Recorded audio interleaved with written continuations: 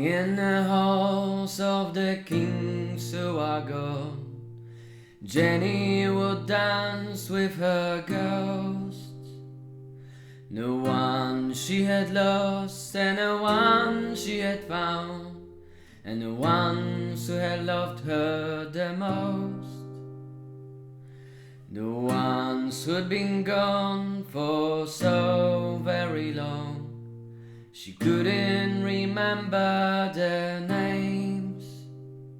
They spun her around on a damp old stones, spun away all her sorrow and pain.